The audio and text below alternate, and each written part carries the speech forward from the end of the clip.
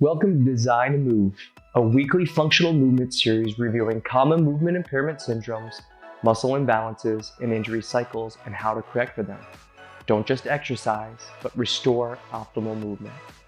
Hey everybody, and welcome back to another episode of Design to Move. My name is Ryan Maxwell.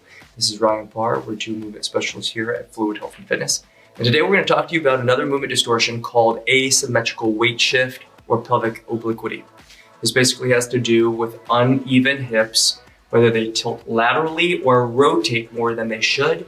And usually this has to do with overactive muscles on one side of the body that complement another set of overactive muscles on the opposite hemisphere.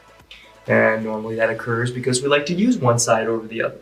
Okay, so that creates those asymmetries, and unfortunately that can lead to extra torque or rotation around the pelvis, sacrum, spine, upper spine, trunk, etc.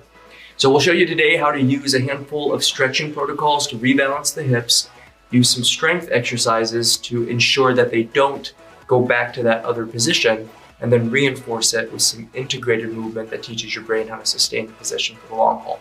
If you have any questions on today's topic, feel free to reach out to us at admin@fluidhealthandfitness.com. Otherwise, we do welcome you to reach out for a virtual assessment so we can give you a biomechanical screen, show you where your distortion patterns are happening. So again, reach out to us at admin@fluidhealthandfitness for that. And we have a blog on the topic in the description below where we go into more detail. You can read more about that there.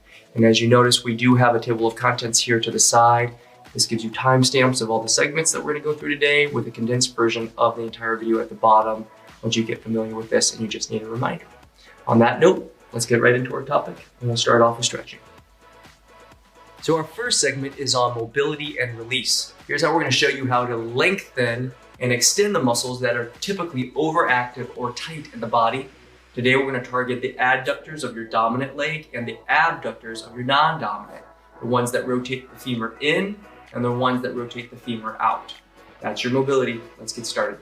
The first stretch that we're going to get into is the groin muscles. These are the muscles that pull the leg internally into the middle of the body and internally rotate the femur. So they adduct the leg and they internally rotate it. Now when those are contracted, the muscles attach from the femur to the pubic bone and they have a tendency to pull the pelvis inward on the opposite hemisphere.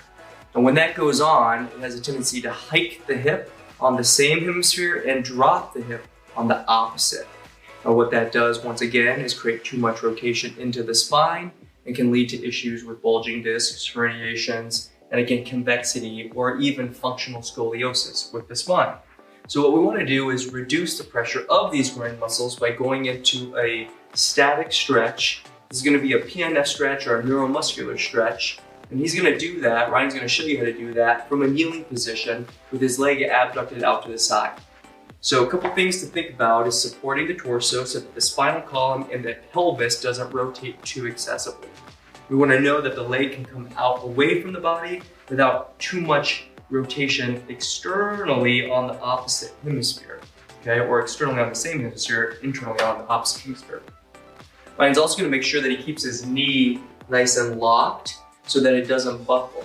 This puts him into a position where the femur wants to rotate in and the tibia will maybe want to rotate out, and that can create a lot of lateral pressure on that kneecap, so we want to protect that.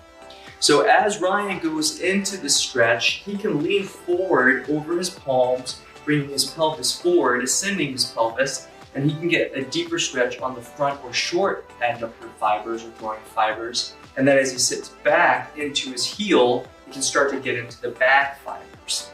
Now what we can do to help with the elongation of the stretch or the extension of the muscle is push down into the ground, flexing the groin muscles like you're trying to bring your leg into the middle of your body. Hold it there for about 3 to 5 seconds.